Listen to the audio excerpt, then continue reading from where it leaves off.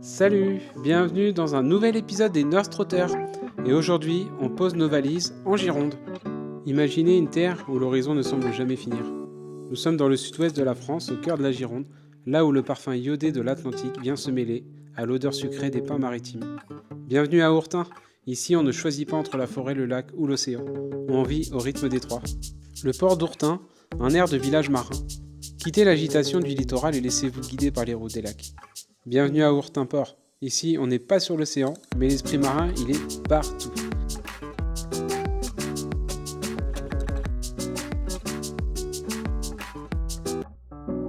Ce petit port est un vrai plaisir pour se balader. Et je vous parle pas des vues qu'on a de l'autre côté en allant à l'île aux enfants. Juste à côté du port, il est relié par une passerelle. C'est le joyau d'Ourtin pour les familles. Imaginez une île entière dédiée au jeu, totalement piétonne, où trône un immense château fort en bois. C'est cette proximité entre la vie maritime du port et ce paradis ludique qui nous donne à Ourtin son âme si conviviale. Ajoutez à ça un super coucher de soleil et admirez les images.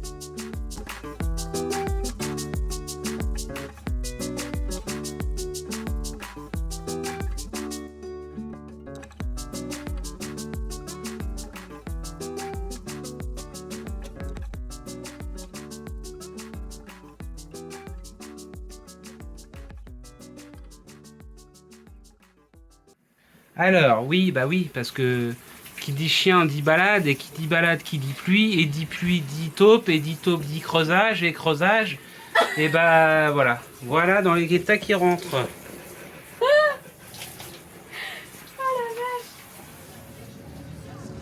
C'est sans compter que c'est au cœur du bourg, sur la place de l'église, que tout se joue. Dès les premières lueurs, le village s'anime, les parasols colorés fleurissent, comme par magie, et l'air se remplit d'une odeur de poulet grillé et de pain chaud. Le marché d'Ourtin, ce n'est pas juste un lieu de commerce, c'est le réseau social local, celui où l'on s'arrête tous les 3 mètres pour prendre des nouvelles du voisin. Un régal pour les papilles et pour la sociabilité.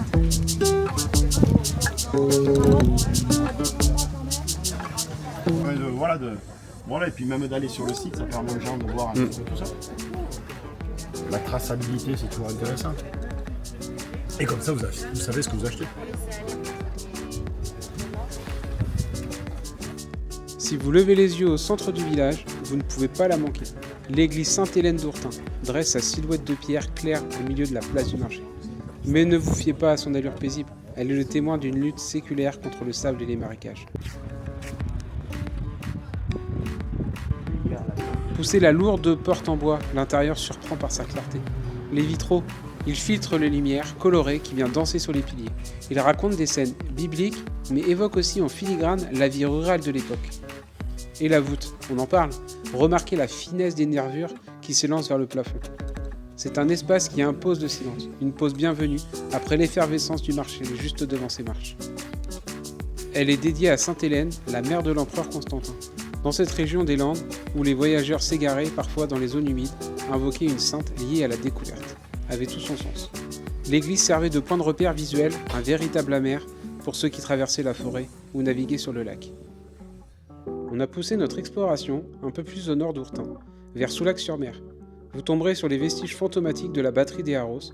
C'est un spectacle presque lunaire. Des dizaines de bunkers massifs, certains pesant des centaines de tonnes, qui semblent avoir été jetés sur la plage par un géant. À marée basse, on peut s'approcher de ces colosses de béton que l'Atlantique grignote inlassablement chaque année. C'est le rappel silencieux d'une époque où cette côte sauvage était une véritable forteresse. Ce que vous voyez, ce sont les vestiges de la batterie côtière des Arros, un maillon stratégique du mur de l'Atlantique. Construite par l'armée allemande pendant l'occupation, elle avait pour mission de verrouiller l'entrée de l'estuaire de la Gironde. Les blocos, on y trouve des alvéoles pour canons, des postes de direction de tir et des abris pour le personnel. L'érosion, c'est architecte involontaire. Ce qui rend le site fascinant pour un visiteur aujourd'hui, c'est l'inclinaison des bunkers. L'océan a grignoté la dune et si vite que ces forteresses ont basculé. Certains s'enfoncent verticalement, d'autres semblent flotter sur l'eau, à marée haute. La poche du Médoc, ça vous parle ? On oublie de l'histoire. On imagine souvent que la France a été totalement libérée après Paris en août 1944. Mais ici, dans le Médoc, la guerre a duré 8 mois de plus. C'est ce qu'on appelle une poche.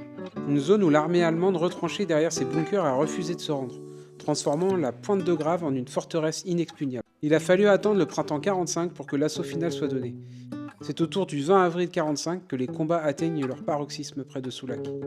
Les bunkers que vous voyez aujourd'hui, couchés sur le sable, portent encore des stigmates des impacts d'obus. La reddition finale a eu lieu le 20 avril, seulement quelques jours avant la capitulation totale de l'Allemagne. Aujourd'hui, quand on se promène au Haros, le contraste est saisissant. On entend le rire des enfants et le cri des mouettes, là où il y a 80 ans, le ciel était noir de fumée.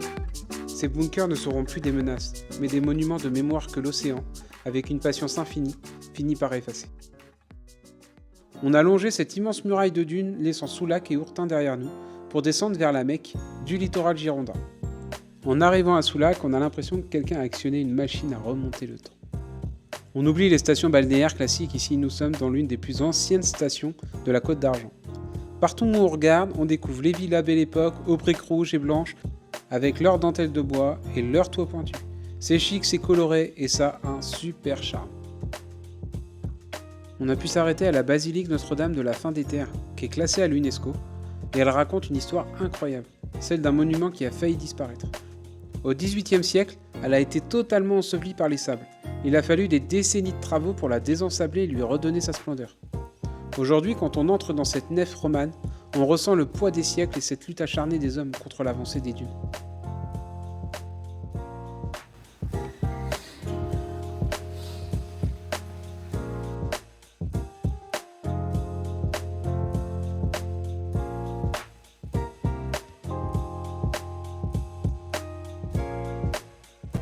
Pour terminer ce voyage à la pointe du Médoc, il faut se rendre là où la terre s'arrête vraiment, à la pointe de Grave.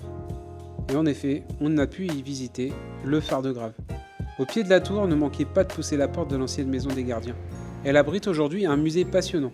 On y découvre les secrets des lentilles de Fresnel, ces bijoux de verre qui démultiplient la lumière. Et on y apprend la vie solitaire et héroïque des rois des phares. C'est une plongée dans l'ingénierie maritime et dans l'histoire de la navigation sur l'estuaire, réputé pour être l'un des plus difficiles au monde. Je vous assure qu'arriver en haut des 107 marches de l'escalier en colimaçon, c'est vraiment une vue à couper le souffle.